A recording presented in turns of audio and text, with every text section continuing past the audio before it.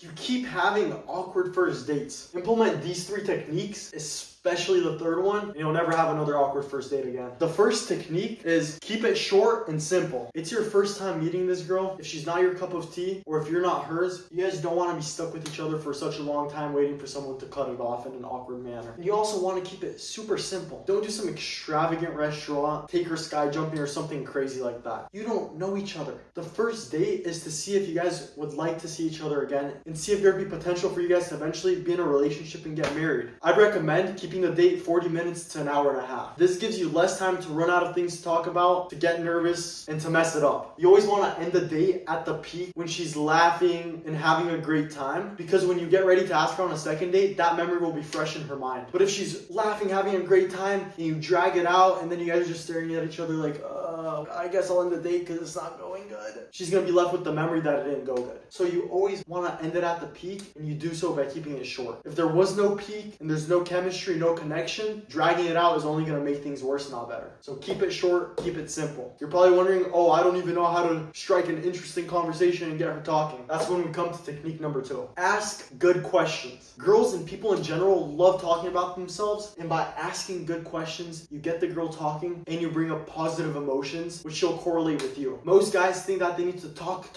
and prove themselves to the girl, when in reality, she's going to be sitting there scratching her head, wondering when you're going to shut up and ask her something. The girl should be doing 80% of the talking, and for her to know something about you, let her ask you. Don't just share information. Let me give you 3 questions you can use on your next date that will literally make her fall in love. I might not even be exaggerating. Question 1, what's your favorite memory? This is so good because it's going to bring up positive emotions in her, and by telling you, she's going to associate those emotions with you. And also, you get to see what she enjoys. If she says her favorite memory was getting drunk on a Tuesday night and going to some party, you'll find out you don't want to go on a second date. So not only does it bring up positive emotions in her, but it also lets you find out if you want to see her again. It flips the dynamic. Instead of you chasing, you're screening. Of course, it's not that professional, but you know what I'm saying. Another really good question is, what's your biggest dreams? Again, this is going to bring up exciting emotions in her. She sees you, she's excited. And also, you get to see if you're compatible with her. And people love talking about their dreams. They love imagining what they could be, so there's no better question than asking her about her dream. She says her biggest dream is to be 50 years old and fat and eating ice cream on some beach. You probably know she might not be the best match for you. That happened to me, by the way.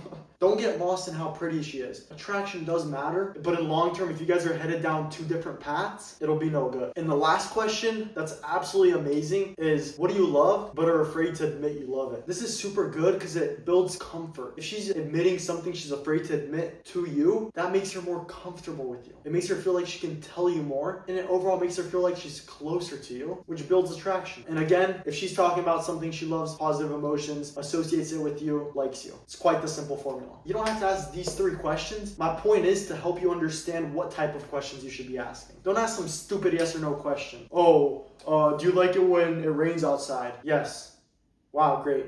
Now where does this conversation go from here? Nowhere. Date over. Technique 3, which is the most important by far. If you don't do this, these 2 techniques go to waste. Joke around and tease her. Make the conversation fun. Make it interesting. It's not an interview. It's a man with a woman on a date, and it should feel that way. If you sit across each other, you're super stiff and super serious, it feels like a job interview. If you're not flirting, it won't build attraction. She'll just see you as a potential nobody. There are 3 great ways to joke around, flirt, and tease her that are so simple. The first one is hold eye contact. Someone who has piercing eye contact signals extreme confidence, and girls just love confidence. And eye contact in general just builds so much attraction. It's unexplainable. I don't know why. I just know it works, and it's super easy. And when you get uncomfortable, push past that point. Don't be a creep. Don't be just the whole time staring at her. You can break the eye contact here and there, but definitely hold eye contact. The second way is tease her. Don't be scared of offending her. Don't be lame. Don't be a wimp. Something funny, something simple. If she's wearing a Lightning McQueen shirt, be like, oh, I love that shirt. My little sister has the same one. You're joking around. You're being playful. You're making the interaction fun. Don't mistake this with being rude and just being an overall douche. You're a fake blonde. I could tell you're a fake blonde because your roots aren't blonde. I don't like it. That's not teasing her, and that will drive her away. Teasing her can be super simple. If she's talking and you're holding eye contact, you can literally interrupt her and be like, you have a little spinach stuck in your tooth. And then she's gonna get all worried and be like, oh, where is it? Pull out and be like, nah, I'm just joking. Go on. Make it fun, make it interesting. But don't mix that up with being a douche and just insulting her. Insulting and teasing are not the same thing. The third way, which in my opinion is the most important, is touch her. Please don't click off the video right now, because I definitely need to explain this. Myself, I'm waiting until marriage, so I'm definitely not talking about touching her in a weird sexual way that's gonna creep her out. What I'm saying is tap her on the shoulder lightly. When she does something funny, be like, ha ha ha, and give her a little tap. If you like her nails, be like, let me see your nails. Oh, I like them, and hold her hand. Not for too long. Don't make it creepy. Don't just